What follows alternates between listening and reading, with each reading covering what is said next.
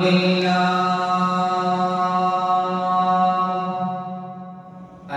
لله رب العالمين والعاقبة للمتقين والصلاة والسلام على أشرف الأنبياء والمرسلين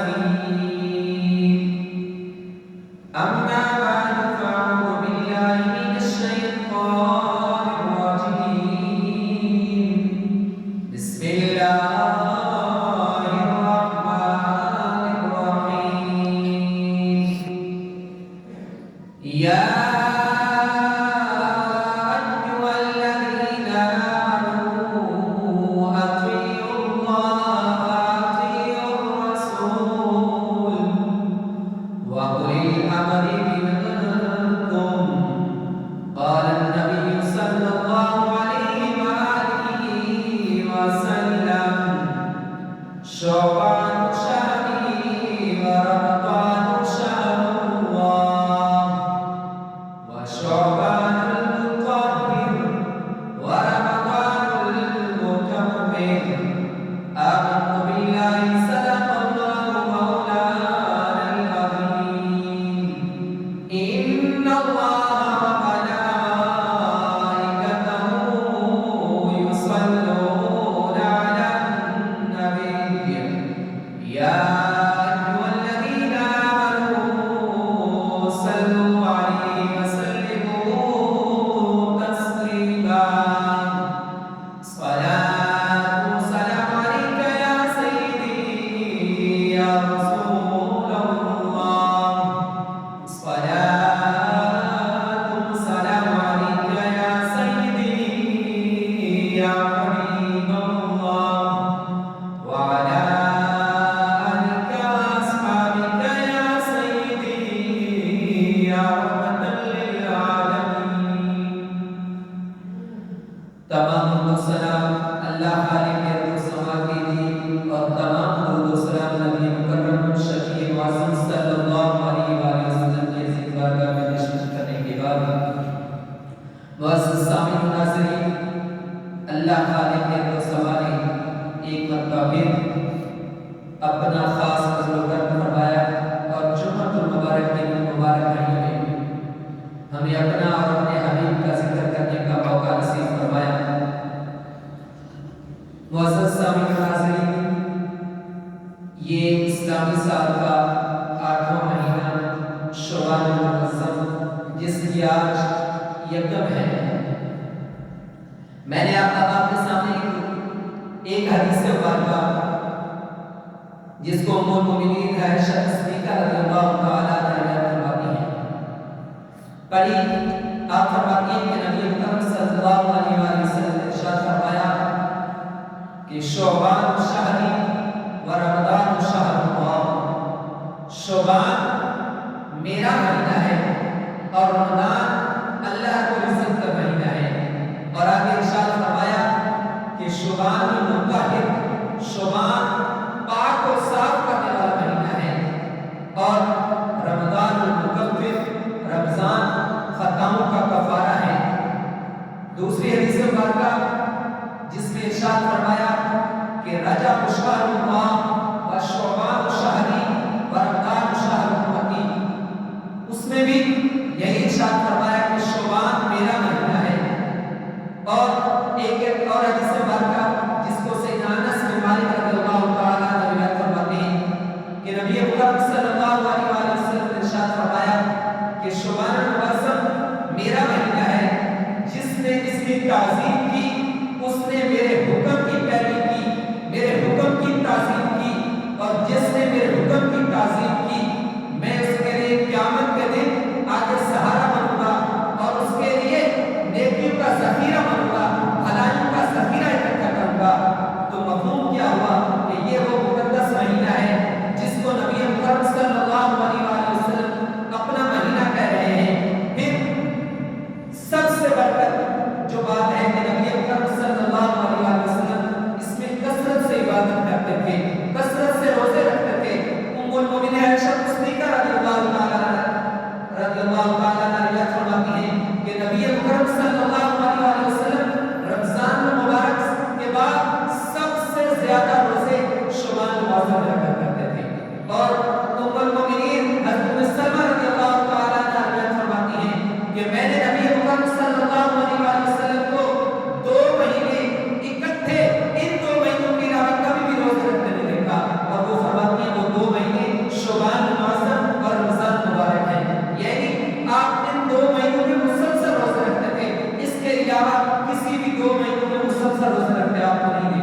شعبان مبارک کی بہت زیادہ فضیلت حدیث مبارکہ میں آئی، اور ایک مشہور حدیث مبارکہ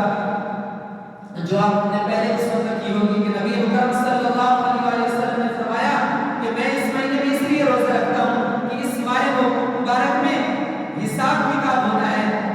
لوگوں کے اعمال نامے لکھے جاتے ہیں، اور میں یہ چاہتا ہوں کہ جب میرا نام اعمال رب کی بارگاہ میں پیش ہو تو میں اس وقت روزے کی حالت میں۔ تو اس وجہ سے نبی مکرم صلی اللہ علیہ وسلم نے ہمیں ترغیب دی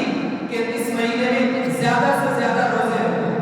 یعنی زیادہ سے زیادہ روزے رکھو۔ اس ماہ مبارک میں بہت سارے واقعات رونما ہوئے، جن میں سے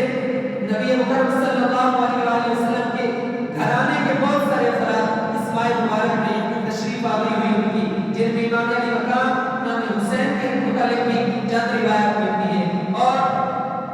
ایک جو سب سے بڑی بات ہے وہ اس ماہ مبارک کی 15ویں رات ہے، جسے شب برات کہا جاتا ہے، اور جس کو اعمال نامہ پیش کرنے والی رات کہا جاتا ہے۔ اگلے جمعہ المبارک میں اس متعلق انشاءاللہ چند گزارشات کروں گا۔ آج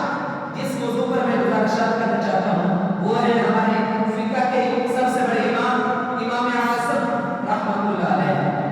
چونکہ آپ کے متعلق دو تین اقوال ہیں، ایک یہ ہے کہ آپ کا یوم وصال 30 رجب المرجب ہے، اور ایک شعبان المعظم کی 2 یا 3 کے متعلق آتا ہے۔ اسی وجہ سے میں آپ کے سامنے چند گزارشات اسی حوالے سے کرنا چاہتا ہوں۔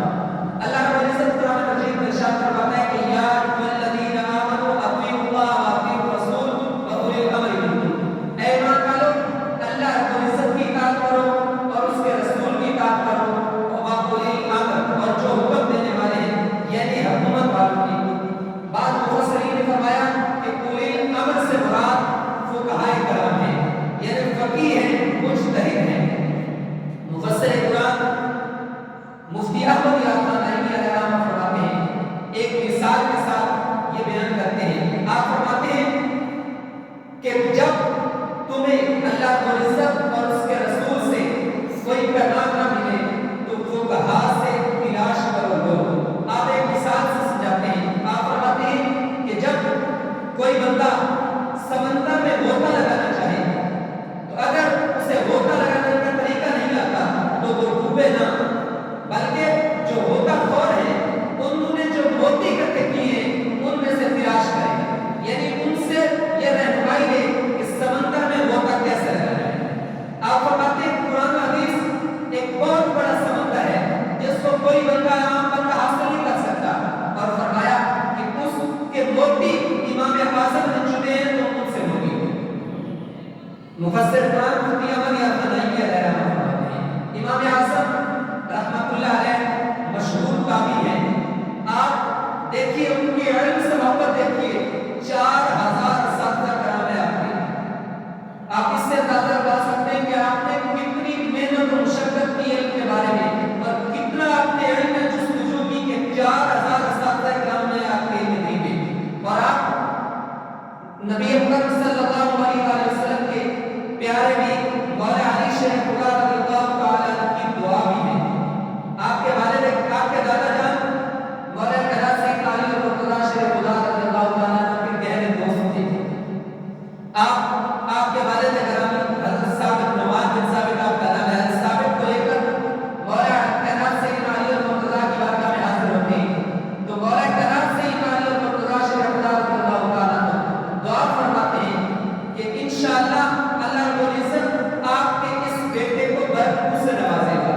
انہیں اور امام اعظم خود فرماتے ہیں کہ میں مولا علی کی دعا، یعنی مولا علی رضی اللہ تعالیٰ عنہ کی دعاؤں کی برکت کی وجہ سے اللہ رب العزت مجھے اتنا علم عطا فرمایا ہے۔ اور پھر دیکھیے امام اعظم کوئی عام ہستی نہیں۔ آج لوگ کہتے ہیں کہ آپ امام بخاری کی نہیں مانتے، امام اعظم کی مانتے ہیں، ہم امام بخاری کی بھی مانتے ہیں، لیکن ایک بات آپ کے علم کے لیے عرض کر دوں کہ امام اعظم کون ہے؟ امام اعظم تابعی ہیں۔ آپ نے 5-6 بلکہ متعدد صحابہ کرام علیہ رضوان کی زیارت کی ہے، جن میں حضرت انس بن مالک مشہور ہیں۔ حضرت انس بن مالک جیسی ہستی کی آپ زیارت کرواتے ہیں، اور پھر جن حدیث مبارکہ کو امام اعظم روایت فرماتے ہیں وہ تو یا صحابہ کرام سے یا تابع کرام سے، لیکن امام بخاری جو حدیث کے سب سے بڑے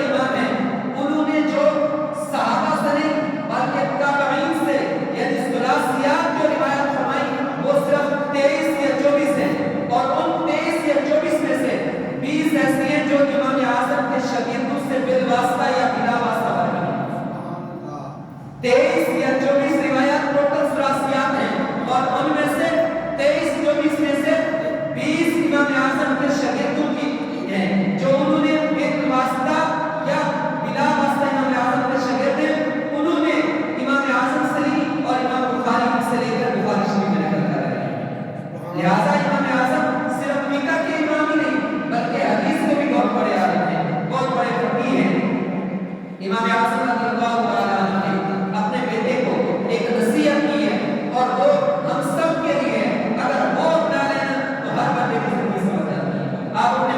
بیٹے کا نام ہے حماد، اس کو مخاطب کر کے فرماتے ہیں اے بیٹے میں نے 5 لاکھ حدیث مبارکہ سے آپ کے لیے صرف 5 کا انتخاب کیا ہے،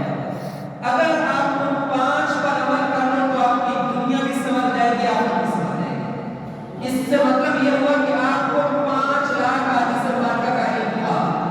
آپ فرماتے ہیں کہ 5 لاکھ حدیث مبارکہ کا صرف 5 کا آپ کے لیے انتخاب کیا ہے۔ پہلے فرمایا انما الاعمال بالنیات کہ اعمال کا دار و مدار نیتوں پر ہے، اگر آپ کی نیت ٹھیک ہو گئی تو دنیا آخرت کے سارے کام سمجھ جائیں گے۔ پھر آگے ارشاد فرمایا کہ آدمی کے اسلام کی خوبی یہ ہے کہ وہ لا یعنی اور رسول کا منہ چھوڑے۔ دوسرا فرمایا کہ اسلام کی خوبی، ایک آدمی کی خوبی یہ ہے کہ جتنے بھی فضول کام ہیں وہ چھوڑ دے، یہ دوسرے حدیث سے بات کا ارشاد فرمایا۔ تیسرا ارشاد فرمایا کہ نبی مکرم صلی اللہ علیہ وسلم کا فرمان علی شان ہے کہ تم میں سے کوئی آدمی اس وقت تک کامل مومن نہیں ہو سکتا جب تک اس کے زبان اور ہاتھ سے تمام مسلمان محفوظ ہوں۔ 3 حدیث سے بات کر۔ چوتھی فرمایا کہ کوئی کامل مومن اس وقت تک نہیں ہو سکتا جب تک وہ اپنے بھائی کے لیے کوئی پسند نہ کرے جو اپنے لیے پسند کرتا ہے۔ اور 5ویں اور آخری فرمایا